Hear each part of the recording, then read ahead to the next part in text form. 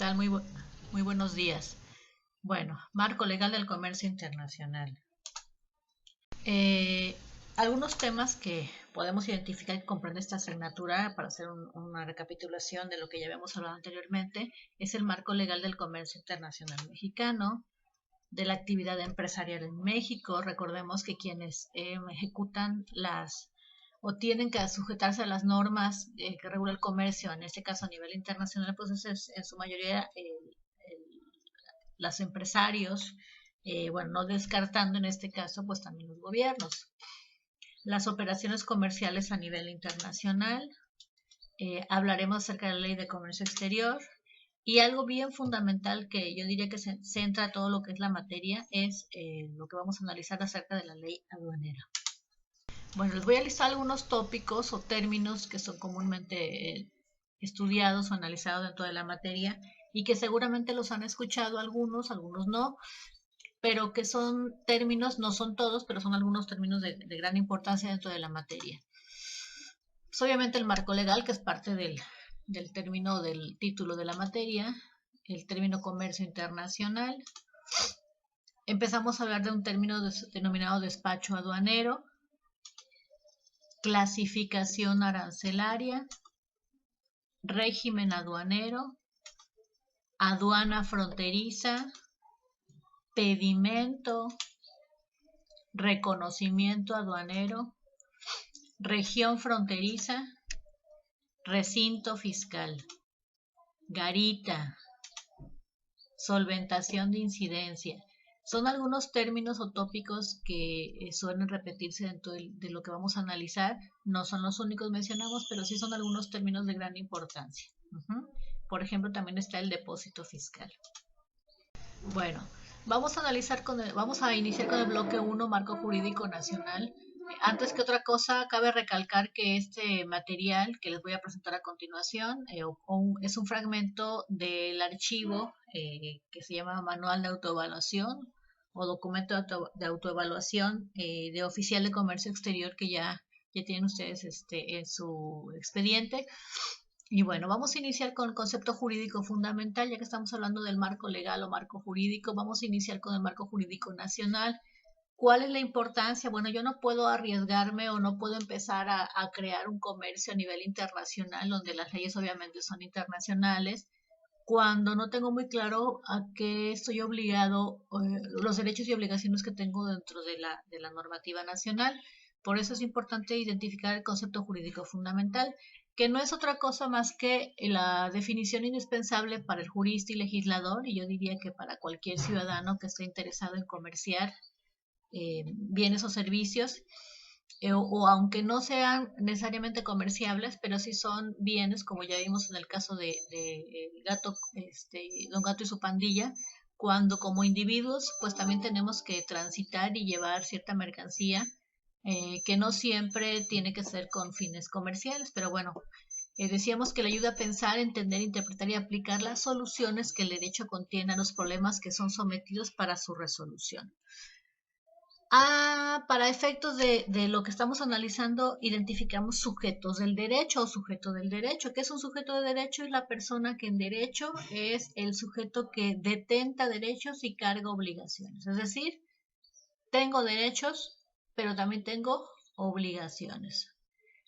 Y los sujetos del derecho se clasifican en dos, lo que conocemos como persona física o individual, que no es otra cosa que cualquier ser humano que puede contraer obligaciones, adquirir derechos. Decíamos en el cuento de Don Gato y su pandilla, bueno, un individuo que va a transitar, que lleva mercancía, que no necesariamente tiene que ser para comercializar. En este caso la mercancía también la llevamos como, en este caso eran los gatos, bueno, es un producto, es un servicio o cualquier cosa, pero no soy persona que ejerce una actividad comercial o en su defecto lo ejerce pero de manera individual, por ejemplo un abogado, por ejemplo un contador, un administrador que trabajan por su cuenta, ¿sí?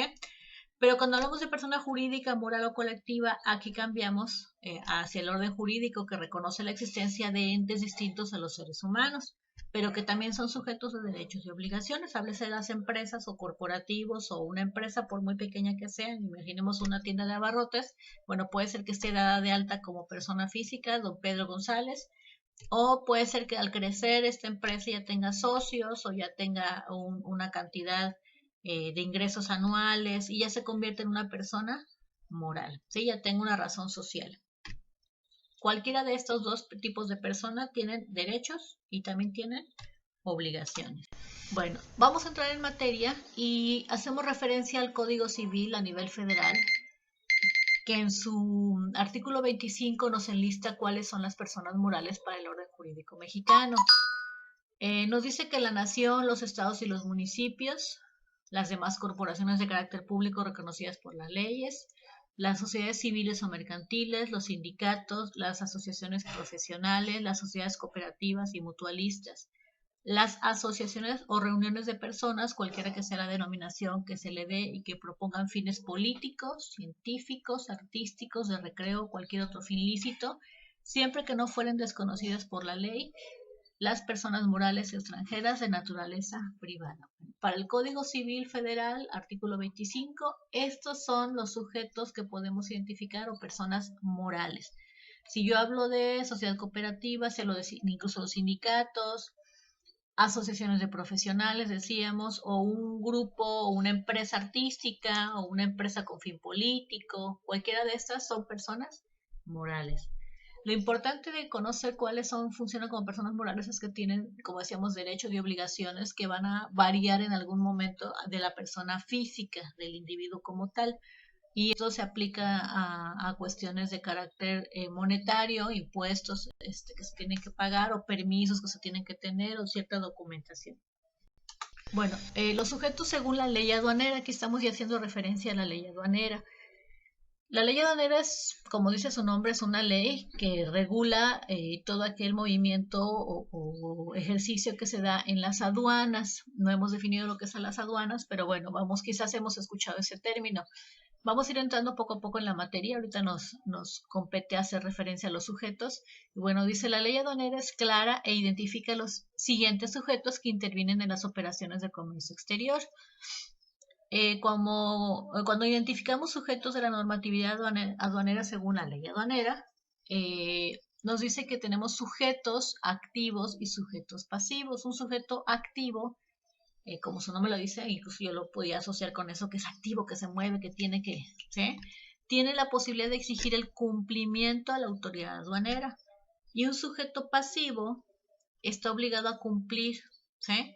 Pueden ser los importadores, exportadores, transportistas, agentes aduanales, etc. Entonces, aquí vemos la diferencia. Un sujeto activo tiene la obligación de exigir el cumplimiento. ¿Quién es un sujeto activo? La autoridad aduanera. Un sujeto activo es aquella autoridad en la aduana, como veíamos en el caso de Don Gato y su pandilla, que le refiere a la señora que llevaba sus gatitos, le pide cierta documentación y ciertas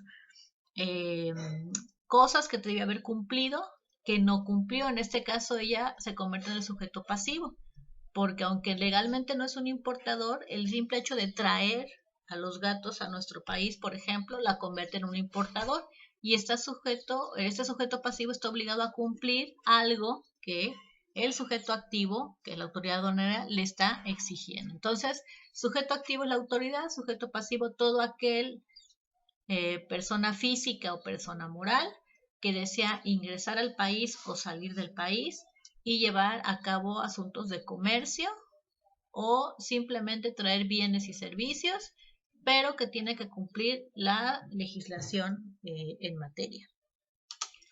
Bueno, vamos a iniciar con el ordenamiento jurídico y aquí aparece una imagen que dice jerarquía del sistema jurídico mexicano. Tenemos muchas leyes, no nos vamos a estresar con esto, simplemente es para tener una referencia, no vamos a terminar siendo abogados, pero sí recordemos que esta carrera pues se tienen que analizar por lo menos las normas básicas o las leyes, el sistema jurídico mexicano, porque tenemos esa facultad, tenemos esa posibilidad de trabajar en aduanas o de trabajar en aspectos de importación y exportación, y eso nos refiere que tenemos que conocer la normativa referente a esto. Bueno, en el orden jurídico o la jerarquía del sistema jurídico mexicano, en la parte de superior aparece la Constitución, que son normas jurídicas constitucionales. Debajo de estas son los tratados, acuerdos, convenios, que son normas jurídicas internacionales.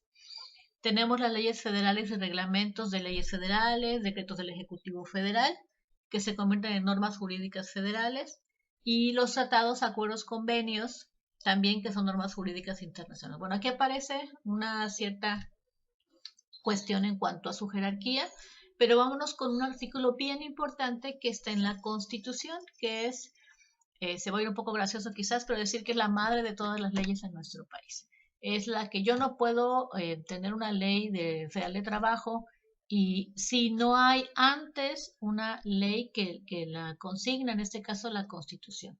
Yo quiero modificar algo en la ley federal de trabajo o en la Código de Comercio, tengo que pedirle permiso primero a la Constitución, ¿sí? Entonces, bueno, dentro de esta Constitución el artículo 133 nos refiere lo siguiente, dice, esta Constitución, las leyes del Congreso de la Unión que emanen de ella y todos los tratados que estén de acuerdo con la misma, celebrados y que se celebren por el presidente de la República, con aprobación del Senado, serán la ley suprema de toda la Unión. Los jueces de cada estado arreglarán a dicha constitución, leyes y tratados, a pesar de las disposiciones en contrario que pueda haber en las constituciones o leyes de los estados. Es decir, la constitución a nivel federal es aún superior a las constituciones o leyes que puedan tener los estados. Y por ende yo no puedo realizar también acuerdos o convenios a nivel internacional si éstas violan las leyes nacionales, en concreto la Constitución a nivel federal.